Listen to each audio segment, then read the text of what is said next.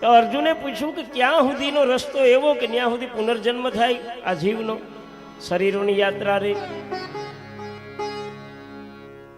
એટલે વાસુદેવ સમજાવે કે જે સમયે આ શરીરનો ત્યાગ કર્યો હોય,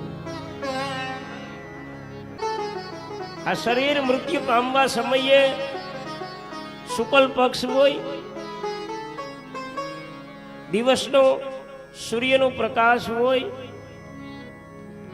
અને ઉત્તરાયણ 6 મહિનાનું અયન ઉત્તરાયણ ને 6 મહિના દક્ષિણાયન વરહના 2 અયન હોય.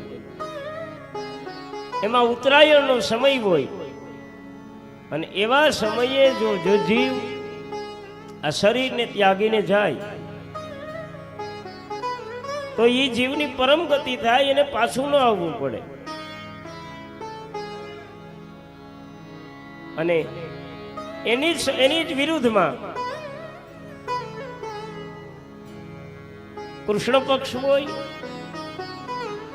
રાત્રિનો સમય હોય, અંધારું હોય, અને દક્ષિણાયન 6 મહિનાનું જે દક્ષિણાયન છે એ સમયમાં જો જીવ શરીર છોડે તો એને પાછો પુનર્જન્મ થાય. કીધું છે કે આ 6 મહિના છે ને ભગવાનના દરવાજા બંધ હોય એમ કહે આપણી દેશી ભાષામાં, અને ઉત્તરાયણના સમયમાં ઈશ્વરના દ્વાર ખુલ્લા હોય છે, એટલે જીવની પરમ ગતિ થઈ જાય.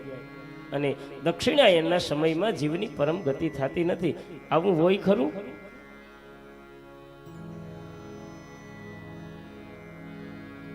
મેં તો મારા જીવનમાં કેટલાય મહાપુરુષોને દક્ષિણાયનમાં જતા જોયા છે.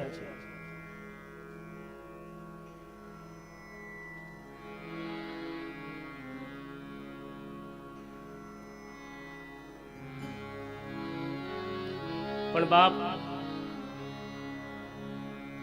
ગીતાને જો સમજીએ ને તો આ બધું સમજાય. ગીતાને ન સમજીએ ને તો ત્યાં સુધી ધોકા કૂટડે રાખીએ કે ઉત્તરાયણમાં મરે ને એની મુક્તિ મળી જાય. ઉત્તરાયણમાં મુક્તિ હારા કરમ ન હોય, ગમે અયનમાં મરે તો એની મુક્તિ ન થાય.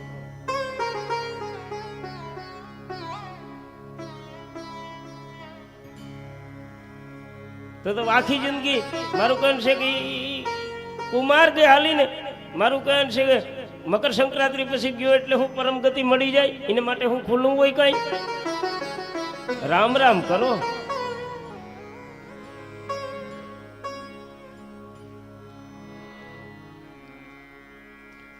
આ બધું સમજવા માટે થઈને ગીતાની જરૂર છે.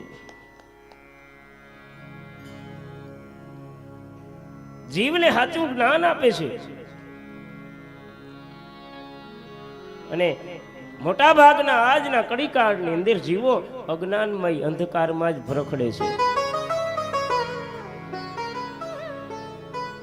અંધકાર સૂર્યચંદ્રનો નહીં, જ્ઞાન અંધકાર, જ્ઞાનનો પ્રકાશ ને અજ્ઞાનનો અંધકાર.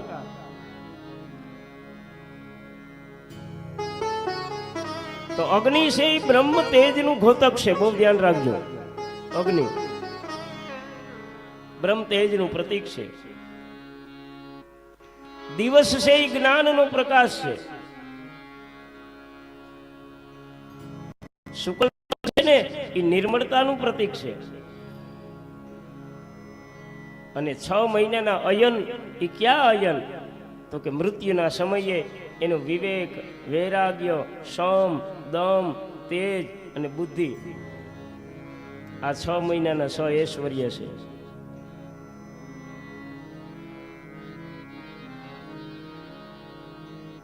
અને ઉત્તરાયણ મતલબ એની ઉર્ધ્વ સ્થિતિ, જે આત્માને પરમ ગતિ તરફ લઈ જનારું એનામાં જ્ઞાન હોય.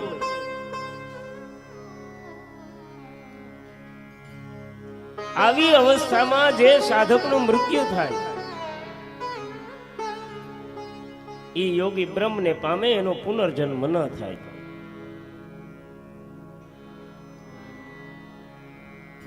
મૃત્યુના સમયે એને જ્ઞાનનો પ્રકાશ હોય. મૃત્યુનો સમય આવે એ સમયે જ્ઞાનનો પ્રકાશ. કયો પ્રકાશ? તો કે જ્ઞાનનો. જ્ઞાનનો પ્રકાશ એટલે એ જીવ પરમમાં એનું જોડાયેલો હોય, પરમાત્મા એ જોડાયેલો જીવ હોય, જ્ઞાનનો પ્રકાશ હોય.